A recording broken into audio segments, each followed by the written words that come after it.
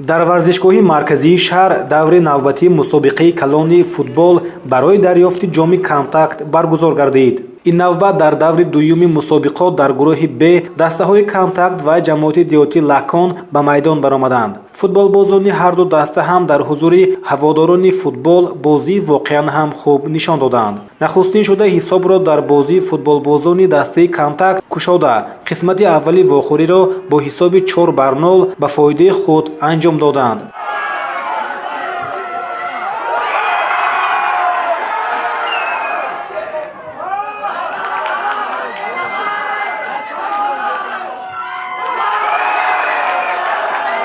нимаи дуюми вохӯрӣ низ бо ҳуҷумҳои пайдарпайи футболбозони контакт оғоз гардид ва онҳо тавонистанд дар қисмати дуюми вохӯрӣ ба дарвозаи ҳарифони худ 8 тоби дигар зананд. ҳамзамон дар қисмати дуюми бозӣ ба футболбозони дастаи ҷамоати диёти Лакон муяссар гардид ки ба дарвозаи ҳарифони худ 1 тоб ворид созанд. ҳамин тариқ вохӯрии ин дастаҳо ки хеле тезу тунд сурат гирифт бо ҳисоби 12-1 ба фоидаи дастаи контакт анҷом ёфт. ёдовар мешавем ки мусобиқаи мазкур бо иқдоми роҳбарияти ширкати контакт ба ифтихори ҷашни байналмилалии Наврӯз бо мақсади оммавӣ гардонидани варзиш ва роҳандозии тарзи ҳаёти солим гузаронида мешавад. тавре дар маросими кушодашавии мусобиқа раиси шаҳри Исфара Баҳоваддин Баҳодурзода баромад намуда таъкид дошт дар замони соҳибистиқлолии мамлакат бо ҳидояту роҳнамоии асосгузори сулҳу ваҳдати миллӣ пешвои миллат президенти ҷумҳурии Тоҷикистон муҳтарам Эмомалӣ Раҳмон дар самти дастгирии ҷавонон ва варзиш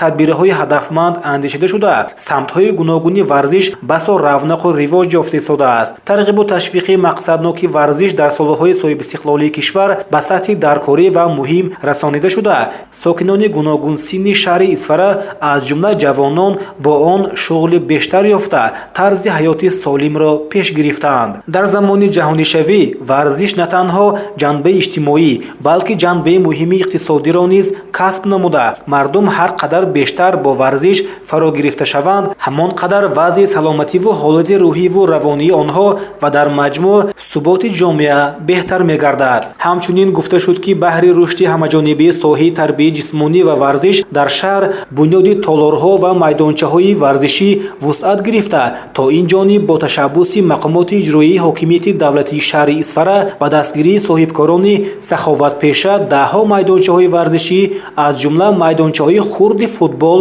сохта ба истифода дода шудаанд. дар ин радиф роҳбарияти ширкати контакт низ рушди варзишро дар Исфара мавриди таваҷҷӯҳ мухлисӣ ва пуштибонии худ қарор додааст. аллакай бо иқдоми ширкат чандин мусобиқаҳои кушоди шаҳриву вилоятӣ оид ба намудҳои шоҳмоту шашка боксу футбол доир гардиданд ва ин мусобиқаи калони футбол иқдоми навбативу неки роҳбарияти ширкат маҳсуб меёбад. дар қуввоозмоиҳо ки то 21 март идома хоҳанд ёфт 16 дастаҳои футболбозон аз ҷамоатҳои шаҳраку деҳот ва корхонаву муассисаҳо фаъолона ширкат менамоянд. бояд зикр намуд ки тибқи муқаррароти мусобиқа барои ғолибони мусобиқа ҷом тӯҳфаҳои хотиравӣ ва барои ҷои якум 25 000 сомонӣ, барои ҷои дуюм 15 000 сомонӣ, барои ҷои сеюм 10 000 сомонӣ супорида мешавад.